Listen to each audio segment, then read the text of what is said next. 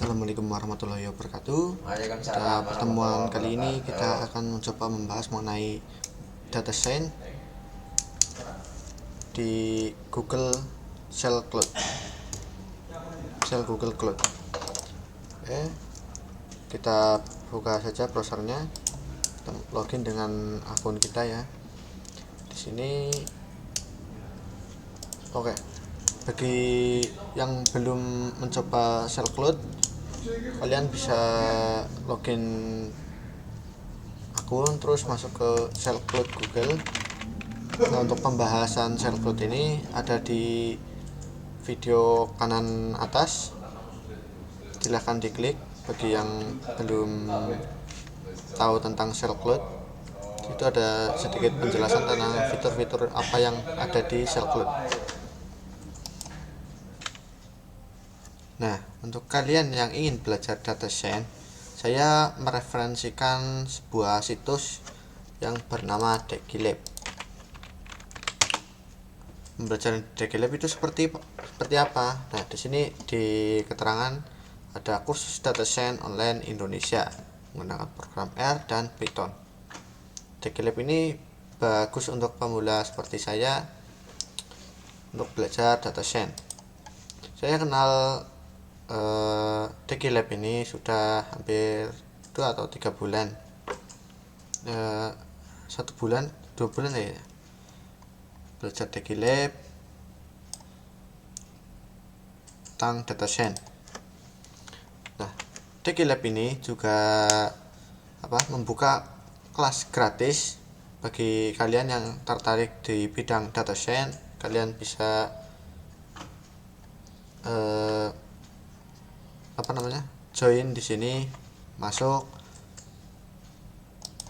atau daftar. Silakan kalian isi sign up ya, termasuk daftar. Bisa masuk pakai akun Google atau sebagainya. Terus bagaimana cara mengklaimnya? Di deskripsi video sudah saya cantumkan link tutorial untuk klaim voucher untuk kelas gratis di DigiLab. Di situ tersedia free class untuk belajar fundamental dari data analis dan data science. Mungkin basicnya lebih ke data analis sih, karena filenya Excel yang dianalisa.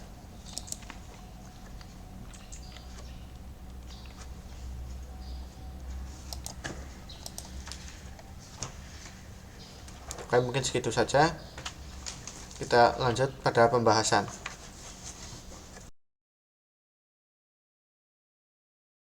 Karena saya sudah memiliki akun Shell Cloud, kita langsung saja buka URL-nya, shellcloudgoogle.com. Nah, tujuan pembelajaran yang akan kita pelajari itu konsepnya seperti ini.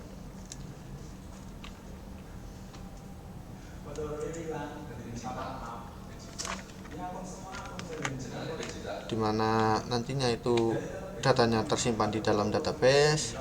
Nah, di dalam database ini nanti dikonsumsi oleh backend API, dan dari backend API ini dianalisa oleh penganalisis data atau data analis, bisa kita sebut data analis. Nah, tapi untuk bagian database ini saya dikesampingkan dulu. Kita fokus yang di backend API sama penganalisa data, dimana nanti kita bikin data palsu atau pakai faker data dari backend API, terus nanti dianalisa oleh analisis data.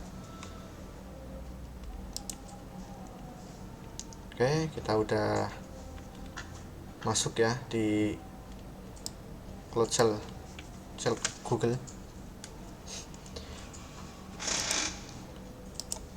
Kita cari dulu referensi dari GitHub. Saya pakai yang ini, SMK Negeri 1 Kejobong Data Science, reponya namanya. Nah, Kita ada sedikit penjelasan di sini. Learn data science with sample data. Auto usage. Bahan-bahan yang dibutuhkan ada Node.js versi 18. Ini 18 plus, maksudnya minimal itu 18 versinya. Kalau lebih tinggi misalnya 20 itu boleh, sangat dianjurkan pakai yang lebih dari 18. Terus ada Python versi 3. Karena Python 2 sudah deprecated, sudah nggak dikembangkan lagi ya. Terus untuk bagian backend di sini kita clone repository dari SMKN Kejobong ini. Ini kurang angka 1. SMKN N1 Kejobong. Datascene, terus masuk ke direktori API Data Factor, npm install untuk install bahan yang diperlukan untuk backend, membuat backend, dan npm run test untuk menjalankan program untuk backend. Kemudian di sini ada perintah let's open your browser and type http localhost port, ini port ya, port 3000/API/sales. Nah, apakah kalian menemukan ada datanya atau tidak di URL ini? Nah, nanti kita akan bahas. Kalau tidak ada data, berarti kita harus generate data dengan URL atau URI di bawah ini. http localhost port 3000 API sales generate data yang mau kita bikin ada berapa. Terus kemudian Python code. Di sini Python code untuk menjalankan ini sama sih, masih sama seperti requirement yang ini. Ini perlu install library dari Python mpip, modulnya pip, PageCake installer dari Python. Terus install library yang namanya Pandas, NumPy, dan Matplotlib. Terus langkah selanjutnya gimana? Kita install extension Jupyter di Shell Cloud Editor. Kemudian jalankan script yang berformat IPYNB di analisis folder. Oke, kita langsung aja. Ini salah ya. Kita langsung saja ke sini. Code. Terus bagian sini di copy. Masuk ke Shell Cloud. Kemudian kita paste di bagian bawah sini. Kita atasin dulu. Git clone paste. Sudah, kita enter. Sudah terclone. Kita masuk ke direktori data science. Kita lihat ada file apa aja di dalam. Ada yang namanya folder API Data Factor, lisensi, dan readme MD. Kita masuk ke API Data Factor. Terus ini dihapus saja. Terus kita list. Nah, di sini ada 3 file. Analis, 2 file dan 1 folder. Ada folder analis, itu berisi tentang script Jupyter Notebook yang berformat IPYNB, dan ada main.js, itu fungsinya untuk backend, JSON, paket yang diperlukan untuk membuat backend. Terus untuk di Shell Editor ini kita klik logo breadcrumb yang ada garis tiganya ini namanya breadcrumb. Terus pilih file, open folder. Ini username Google saya, Xiaoxin Kintang. Terus kita buka folder datascene.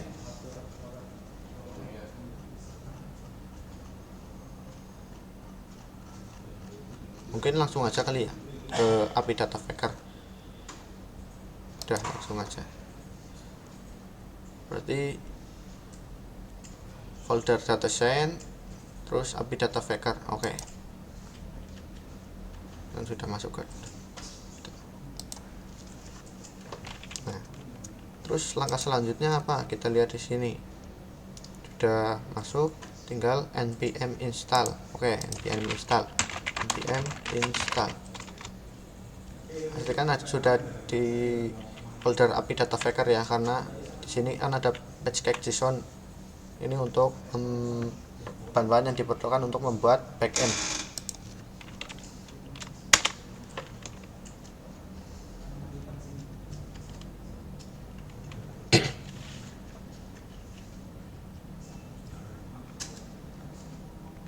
Abaikan saja. Terus apa ini? npm run test. Lihat aja dulu, npm run test.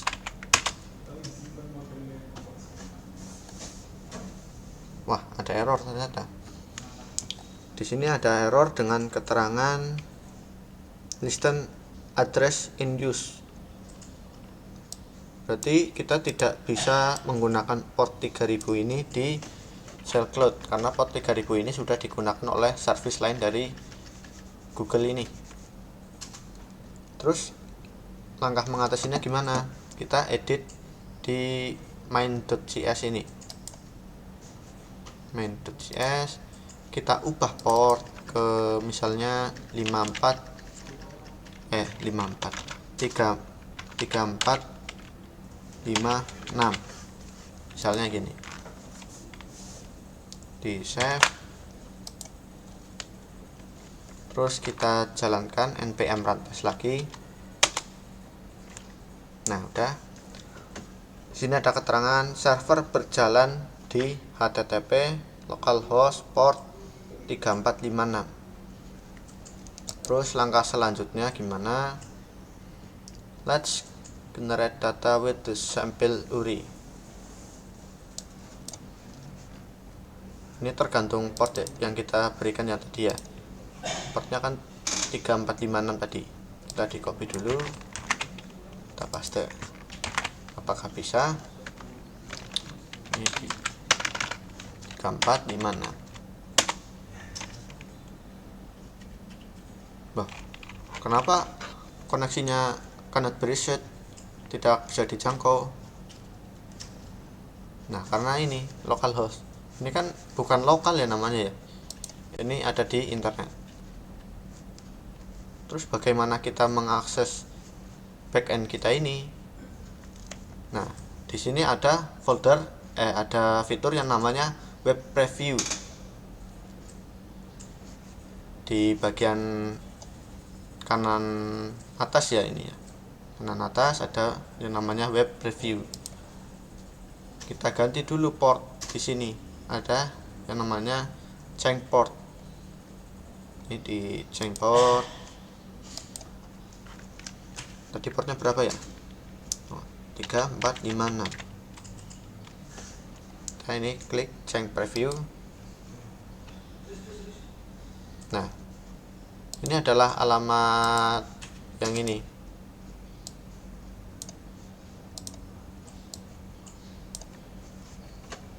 Dari localhost. Loh, kenapa kok nggak pakai localhost? Kenapa pakainya Cloud Shell Dev? Dan ada apa ini? Banyak banget ini kata-katanya. Panjang banget. Mungkin ada yang berpikiran seperti itu. Ini adalah fitur yang disediakan oleh Google, di mana di sini random subdomain ya. Subdomain terus di subdomain lagi. Nah, namanya juga kontainer ya. Terus kita sesuaikan aja. Untuk yang localhost di sini localhost port berapa ini? 3000 diganti dengan ini. Kita tinggal menambahkan API sales /API sales di sini, API sales. Nah, udah muncul. Ini masih kosong datanya, nggak akan tampil apa-apa. Terus juga kita belum bisa menganalisa karena datanya masih kosong. Terus gimana untuk generate datanya?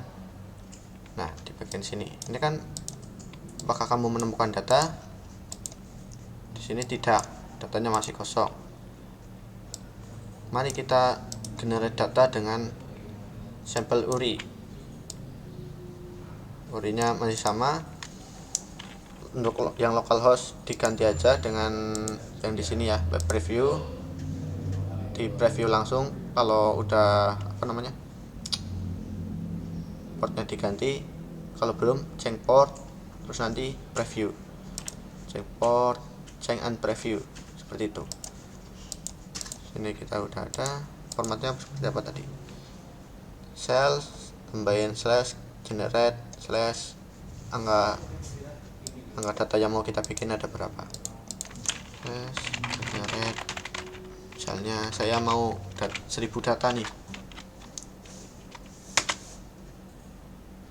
bisa banget. Nah, di sini ada format JSON dengan message 1000 data telah ditambahkan ke data penjualan. Terus kita coba lihat nih, apakah benar data ini sudah masuk, data 1000 data ini sudah masuk ke data penjualan. Kita kembali lagi ke API sales.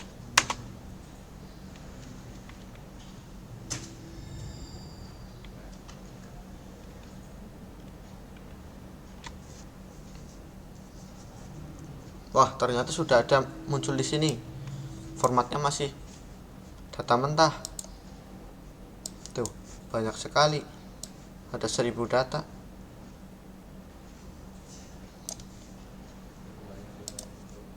Kita ke cloud shell lagi. Kemudian kita analisa data mentah ini menjadi grafik. Caranya gimana? Saya di sini sudah menyediakan script untuk analisa. Kalian bisa mencobanya. Nah, tapi sebelum itu kita lakukan ini dulu ya, instalasi bahan untuk Python untuk analisis data. Ini bisa di copy. Wah, ini jangan dihentikan. Kalau dihentikan nanti data yang di generate hilang karena pakainya tidak persisten. Datanya akan hilang ketika servernya di shutdown. Yang namanya juga fake data, nggak nyimpan di database. Open di tab, tunggu beberapa saat. Jadi enggak ya.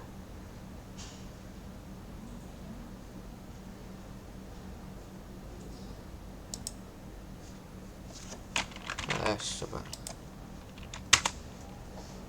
ada cd data science cd api data s. Nah, sudah ada di folder api data Faker. Kita langsung aja paste di sini. Perintahnya python minp min_m ini modul Python dengan modul pip. Sebenarnya bisa langsung pip install sih. Saya pakai Python mpip ini agak udah terbiasa kayak gini lah. Jadi saya nulisnya gini, Python min_m pip install pandas numpy dan matplotlib. Mungkin ada tambahan request kurang nih, harusnya update repo-nya ini kurang satu, yang namanya request. Udah, kita install pandas, numpy, matplotlib, dan request.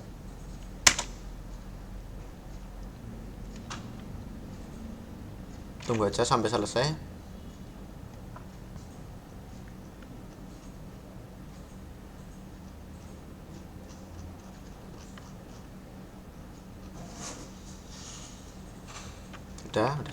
Udah selesai. Ini close terminal nggak apa-apa ya sebenarnya ya. Kita tinggal buka lagi di sini, open terminal. Datanya masih ada di sini.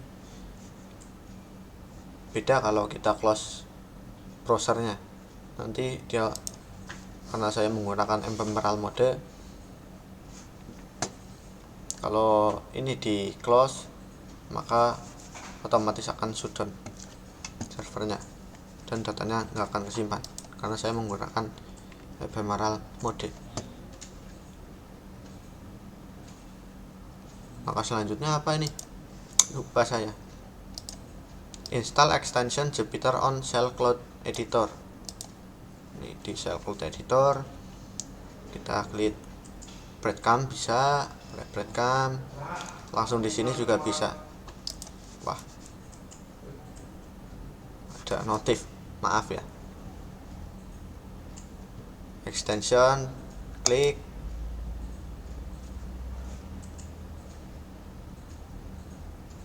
tunggu, ini di close saja. Kita install yang namanya Jupyter. Nah, ini yang paling atas ya, yang ada bintangnya, MS-Tool AI Jupyter Notebook versi 2024.81. Install.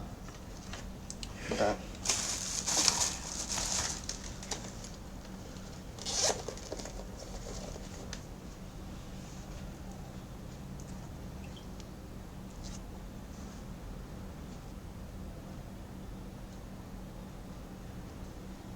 Nunggu instalasinya selesai.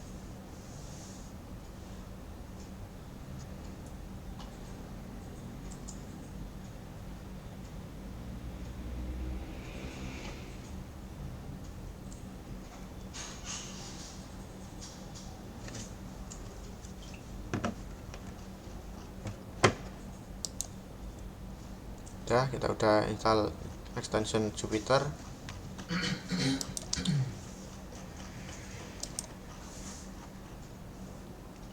Ada file lagi, terus buka folder analis, di ini diklik aja, terus kita ke full analysis income.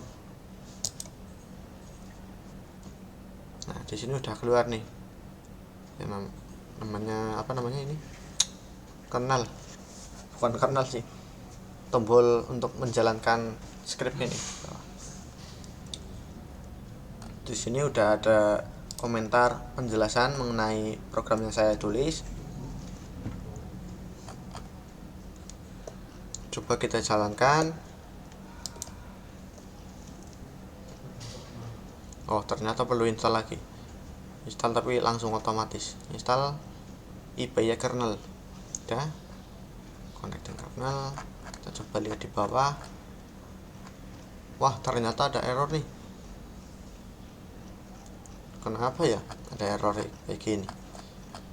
Harusnya sudah tampil loh, sudah ada datanya di sini. Kita identifikasi.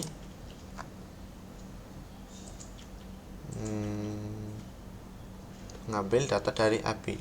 Oh, di sini ternyata.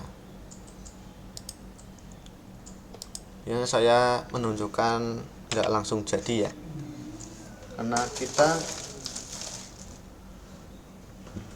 harus mengetahui jikalau ada kesalahan kita perbaiki, jangan mengambil yang sudah jadi. Intinya kita harus bisa mengidentifikasi dan men-solve problem yang terjadi di program kita sendiri. Mungkin apa namanya, data analis ini kalau pakai AI, wah keren banget. langsung jadi, nggak sampai semenit langsung jadi analisanya. Itu mungkin ada yang berpikiran seperti itu, tapi AI itu nggak bisa mempresentasikan gitu loh. Masih perlu diperlukannya adanya manusia untuk mempresentasikan hasil analisa.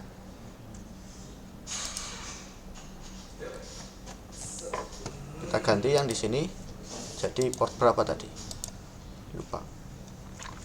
Buka terminal, close shell, server berjalan di port 3456. Oke, close lagi, close terminal 3456.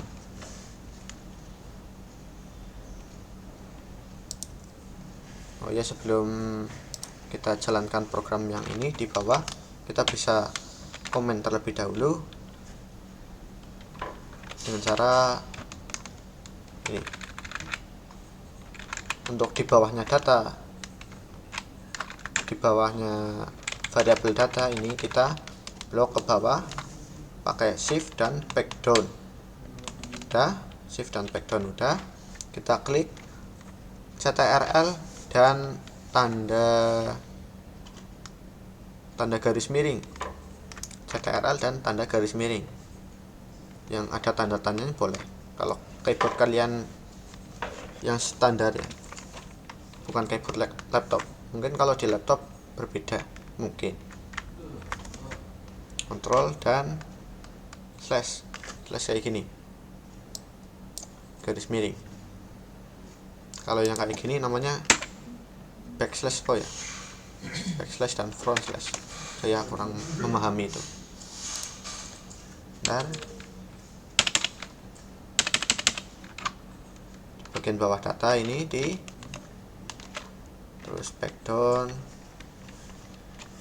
Udah back down, kita klik kontrol dan slash. Ini otomatis memberikan komentar. Kita save, terus kita jalankan. Sebelum kita jalankan, di sini kita perlu tahu nih, info datanya itu seperti apa sih. Kita tulis saja di sini data.info, terus fungsi seperti ini. Udah save, terus jalankan.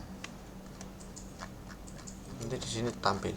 Nah, di sini sudah tampil kelas Panda Core. Ini pakai Pandas ya. Di sini kan ada PD registration, pakai import Pandas as PD, berarti mengimport library Pandas sebagai perintah PD. PD ini difungsikan sebagai PD, variabel PD. Nah, untuk ini berarti respon berarti mengambil dari request get, dari library request dengan metode get, dan URL nya localhost port 3456/API sales. Ini disimpan dalam variabel respon, dan respon ini dibaca oleh Pandas dan diassign sebagai variabel data. Nah, dari data variabel data ini kita tampilkan informasinya. Informasinya ada di sini. Rank indexnya ada 1000, berarti benar ada 1000 data entry yang kita generate. Dari data yang pertama itu dimulai dari 0 terus sampai 999. Tabel datanya seperti apa sih? Di sini ada beberapa kolom ya. Ada 6 kolom. Ada yang namanya kolom ID, product, price, quantity, customer, dan date.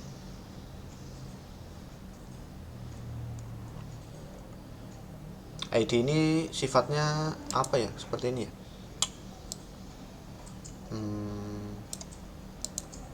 Coba kita lihat di main.js, mungkin ada sedikit petunjuk di sini. Oh, ini ID tipenya UID. UID apa sih? Universal Unique Identifier.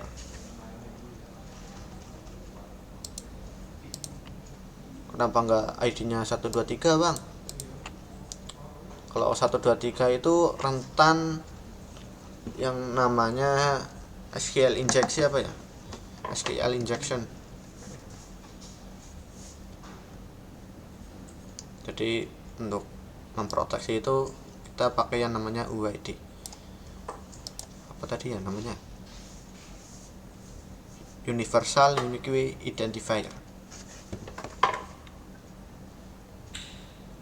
Terus di full analysis income ini kita coba deskripsikan informasi. Ini info udah ya, kita deskrip jalankan lagi. Nah, ini udah ada nih, kuantitinya ada 1000. Ini di belakang ini koma apa ya, koma, ada rata-ratanya dan ada nilai maksimumnya, maksimum dari kuantiti. Ini banyak sih sebenarnya, cuma di informasi ini ada E nya ini udah nggak tampil di sini. Kita hanya segini saja penjelasan mengenai data ini. Terus ini kita kembalikan lagi, hapus komennya, save dan back down sampai habis, terus control slash. Udah hapus komennya, kita langsung jalankan saja analisanya.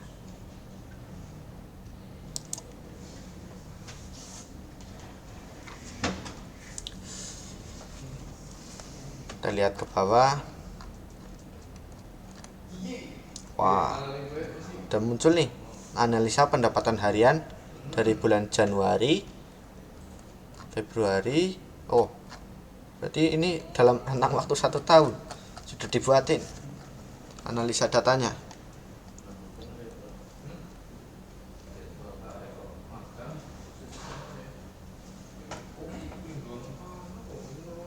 Pendapatan harian bulan Januari. Di sini ada apa namanya ini? Analisis total pendapatan 7.434.605 rupiah, dengan rata-rata pendapatan harian 249.157.820 rupiah. Dan pendapatan harian tertinggi 607.282.079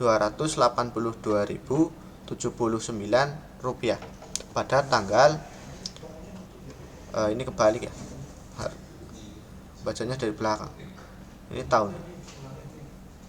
Berarti pada tanggal 6 bulan 1 2024 pendapatan harian terendah sebesar 12.747.404 rupiah pada tanggal 5 bulan 1 tahun 2024. Apakah valid?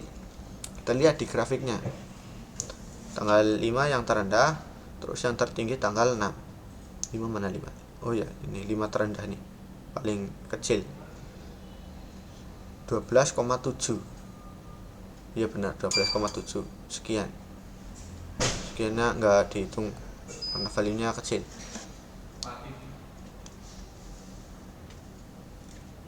Terus ini ada pendapatan harian Februari, udah kita skip aja. Ada analisis lagi di bawah setelah bulan Desember. Nah, ini pendapatan per bulan dalam 1 tahun.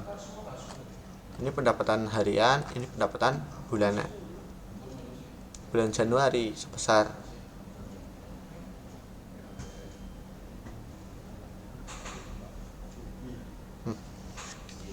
internet putus ya ini. Sebentar.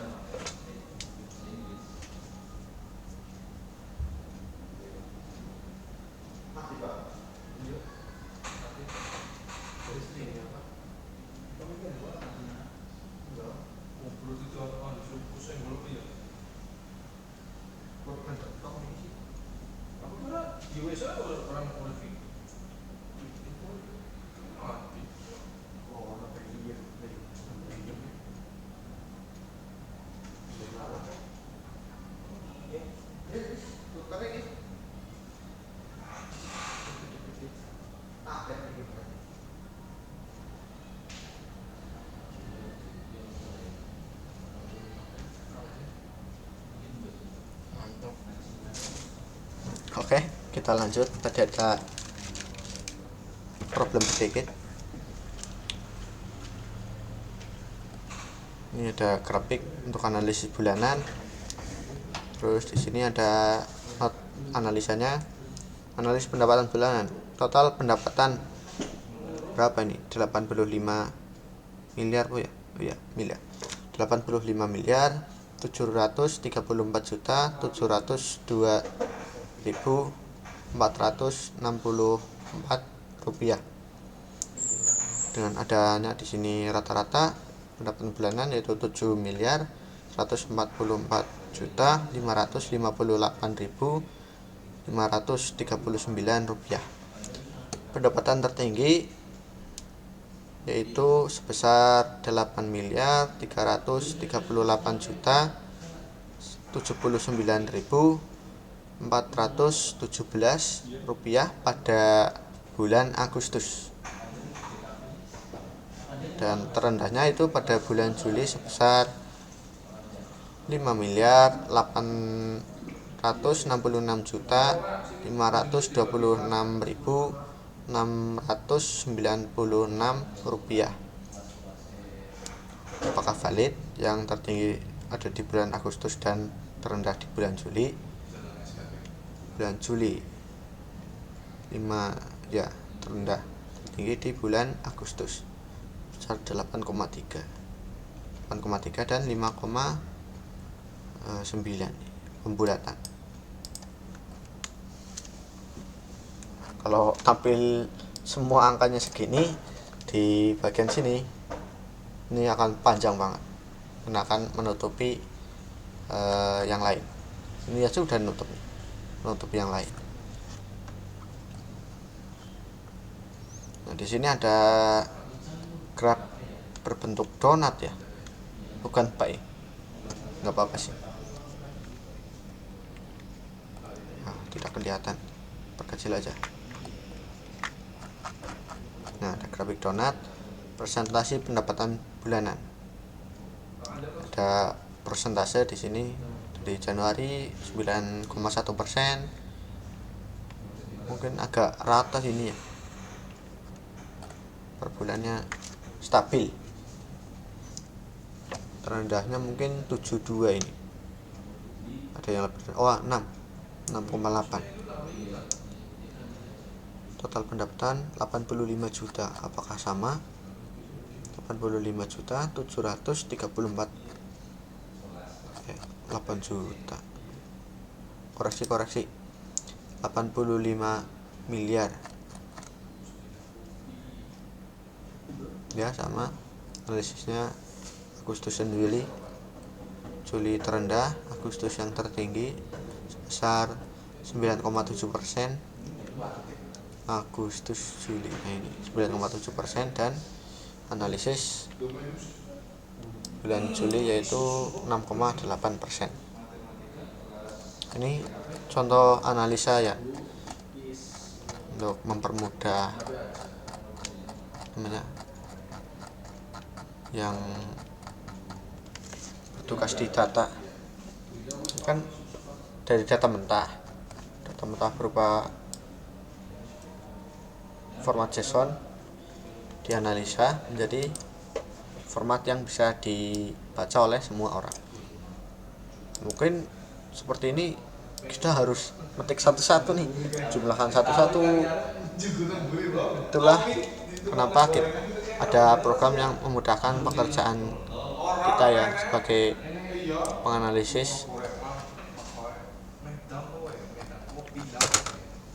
Di sini udah ada not-notnya, tak bagiin not. Ini fungsinya untuk apa sih? Ini udah ada untuk log. Ini untuk analisis pendapatan, dari pendapatan harian, pendapatan bulanan, sampai persentase ini ditampilkan. Ya mungkin udah bisa dibilang lengkap, tapi belum juga sih, ada analisis yang lain, analisis produk. Ini analisis income, pendapatan. Income uang masuk sih, income ya salah nih, harusnya diganti jadi revenue, pendapatan. Ya kurang mengerti bahasa Inggris, salah-salah aja.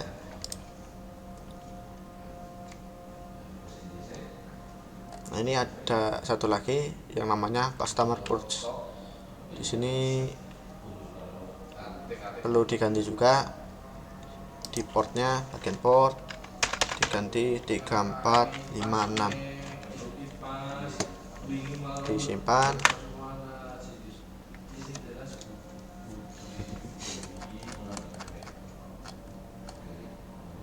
Loh, kok udah muncul, belum dijalankan, clear output dulu. Mungkin ada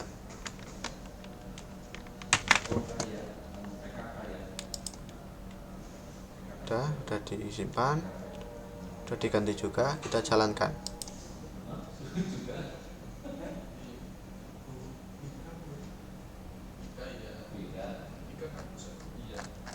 Nah, di sini udah ada analisis datanya.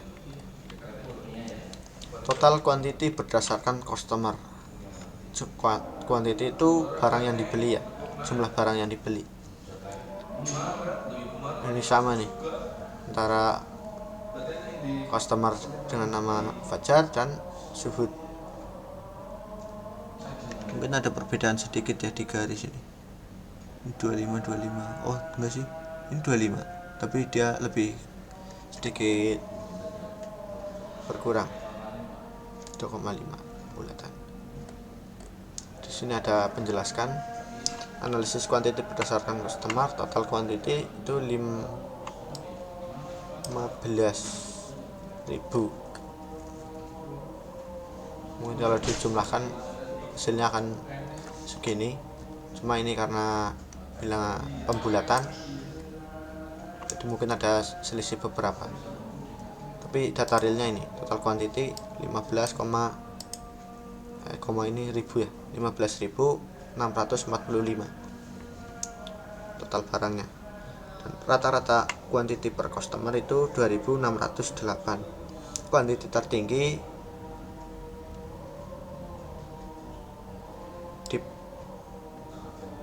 dimiliki oleh Fajar dengan jumlah quantity 2.724, dan quantity terendah dimiliki oleh Rafli.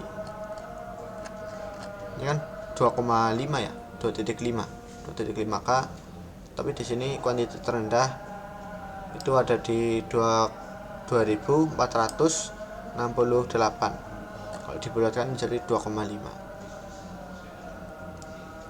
Di sini ada total quantity per customer per bulan. Sini ada keterangan warna ini namanya siapa, warna biru namanya Arif, dan sebagainya. Ini ada 6 kalau nggak salah, ini ada 6 garis. Ini ada perbandingannya. Ini grafik line. Terus di sini ada donut grafik berbentuk donat.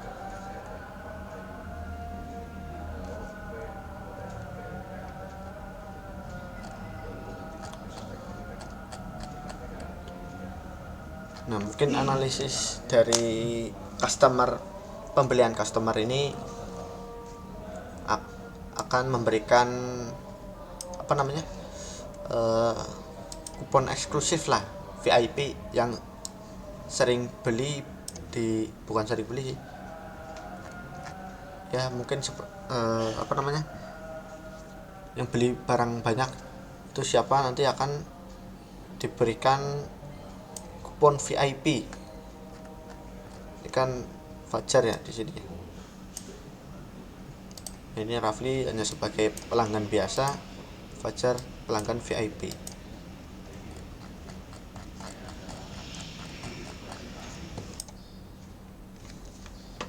Oke, mungkin sekian ya penjelasan mengenai DataSense kali ini. Mungkin kita akan melanjutkannya di pertemuan yang selanjutnya, atau mungkin sudah cukup sampai di sini saja. See you next time.